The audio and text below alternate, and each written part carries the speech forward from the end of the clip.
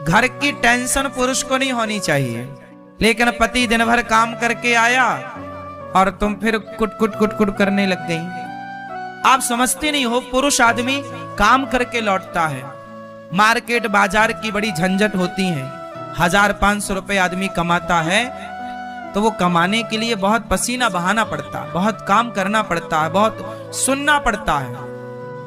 वो सारा टेंशन लेके घर आता है कि पत्नी प्यार से पानी पिलाएगी, प्यार से भोजन कराएगी, लेकिन आप बिल्कुल ऐसा मुंह बनाए रहते हो।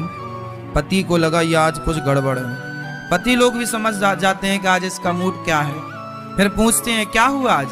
नहीं नहीं, क्या बताएं हम, क्या होगा बताने से पहले भी तो बताएं। अरे कुछ तो बताओ। अरे वो आपकी माँ। हाँ, फिर वही गाना माँ भाभी और ननंद का। आदमी कितना सुनेगा, फिर आदमी गुस्सा हो जाता है। पुरुष, एक पिता की 7 बेटियां थी। कितनी? राजा था, एक राजा था और राजा की 7 बेटियां थी। 7 बेटियां अच्छी थी, समझदार थी, सुंदर थी। एक दिन राजा का दरबार लगा था। राजा ने अपने मंत्रियों से पूछा, मंत्री बताओ तुम किसका खाते हो? मंत्री ने कहा सरकार हम आपका खाते हैं।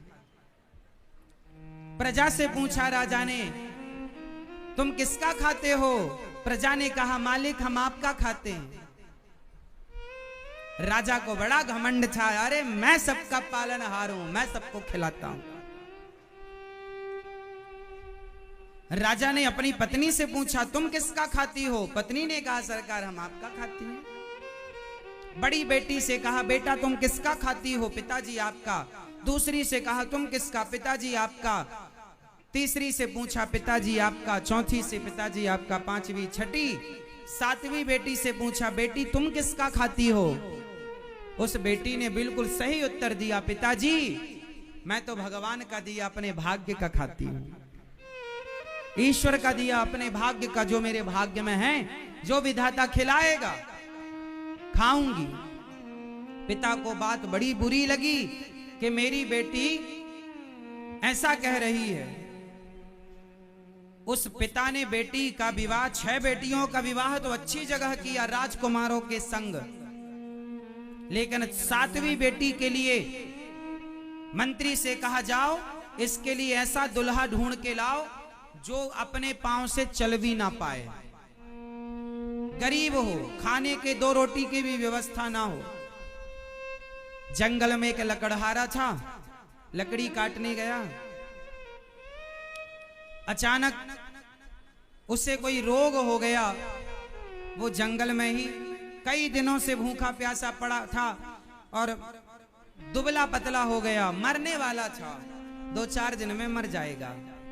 बिस्तर छोड़ने से पहले बोलें ये 3 शब्द जब आप प्रातःकाल सोकर उठे तो यह 3 शब्द आपको बोलना चाहिए।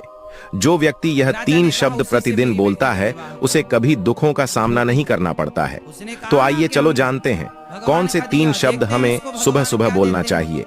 इससे पहले माता रानी जो कोई भी आपके चरणों में लाइक एवं सब्सक्राइब समर्पित करें उसके घर कभी सुख समृद्धि और वैभव की कमी नहीं होने देना। चलो जानते हैं नंबर 1। रोजाना जब भी आप सुबह सोकर उठे तो सबसे पहले भगवान का ध्यान करें और अपनी दोनों हथेलियां को चूमें, इससे बहुत लाभ होता है। नंबर 2, अपने पिता का नाम 4 बार बोलिए और अपनी माता का नाम 3 बार बोलिए और अपने गुरु का नाम 3 बार बोलिए। फिर सूर्य, चंद्र और गुरु, ये तीनों ग्रह आपसे प्रसन्न होकर आपको सभी सुखों का आशीर्वाद प्रदान करते हैं। कथा में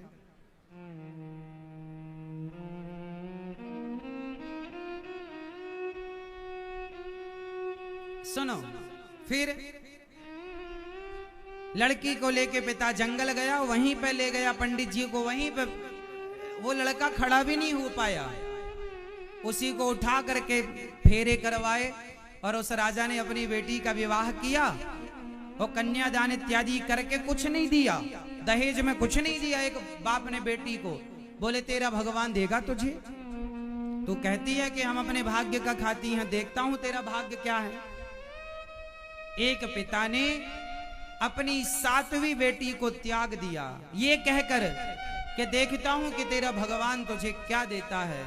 लेकिन एक बात बताएं मेरी माँ, संसार भले आपको त्याग दे, लेकिन भगवान जब अपनाते हैं ना, तो दुनिया त्याग दे तो कोई